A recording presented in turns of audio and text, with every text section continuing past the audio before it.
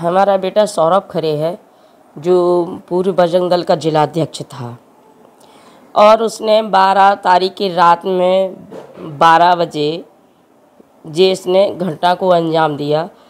तो हमको 13 तारीख को पता चला दिन में 12 साढ़े 12 बजे हम गए। जब वो अंदर नहीं आया, हमने उसको कॉल किया, 3 बार कॉल किया, उसने फ़ोन नहीं उठाया। तो फिर बाद में जब हम बाहर निकल के बाहर के कमरे में बैठता था, वहीं लेटता था जी, तो देखा तो गेट बंद थे, खिड़की खाली खुली थी, तो खिड़की अंदर से उड़की हुई थे गेट उनके। तब हमने खिड़की देखी, बगल वाले किराएदारों को बुलाया कि सौरभ गेट नहीं खोल रहा।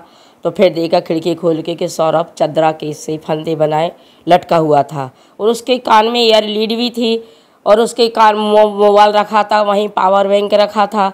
और ये खुशी पांडे से बात करते करते इसने खुशी पांडे को फंदे का वीडियो भी भेजाया, और खुशी पांडे से इसकी लास्ट बात चल रही थी। जिस बात पे भी बात चली हो वो तो हमने देखा नहीं। पुलिस के पास मोबाइल है जी, आज तक कोई कुछ नहीं खोला पुलिस ने, न कोई जानकारी दी, न कोई पुलिस ने एक्शन लिया। हमने सीएम हेल्पलाइन में फ़ोन किया। सीएम हेल्पलाइन में जब फ़ोन किया, जब वहाँ से मैसेज पहुँचा, सिटी कोतवाली पहुँचे, तो 3 दिन से हमारे पास फ़ोन बराबर आ रहे थे कोतवाली से।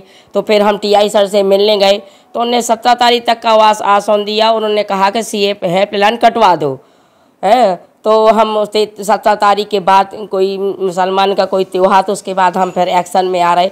और हमारी सरकार से ये निवेदन है कि हमें न्याय चाहिए, जो भी इसमें गुनहगार है उसको कड़ी से कड़ी कार्रवाई की जाए उसके साथ। और हम तो एसपी तक जाएंगे, और कहीं से उसको इन लोगों को, हम लड़कियों को छोड़ने वाले नहीं हैं।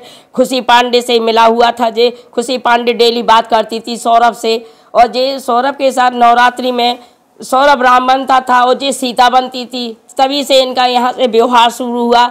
घर में आती थी तो हम लोगों से नहीं मिलती थी, बाहर के कमरे में मुंह बांध के आती थी और सौरभ के पास बैठती थी। लड़कों को भी इसकी जानकारी थी, और इसी से लास्ट वक्त बात करते करते इसको फंदे का वीडियो भेजा। अच्छा, गोप नाम की एक लड़की थी पैप्टिक सिटी में, और उसको घर में उसको चारू भी बोलते हैं।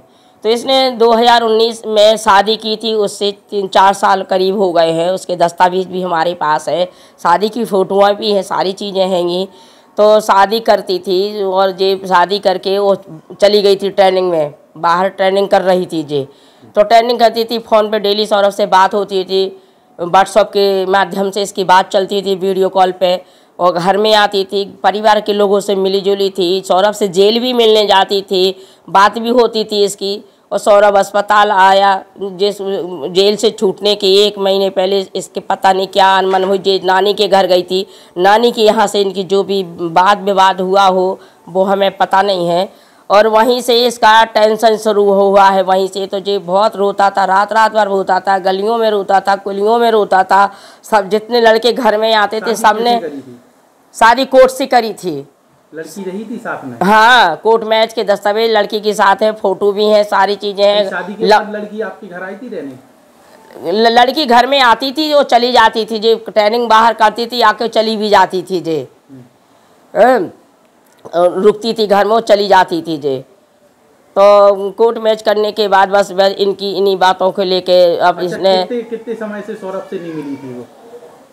जे नहीं मिली थी करीब 1 महीने पहले से। फोन पे बात होती थी? फोन पे कंटिन्यूज बात होती थी इनकी, व्हाट्सएप द्वारा वीडियो कॉल बात होती रहती थी। 15 सौरभ अस्पताल आता था तो वहाँ से भी इससे फ़ोन पे बात करता था।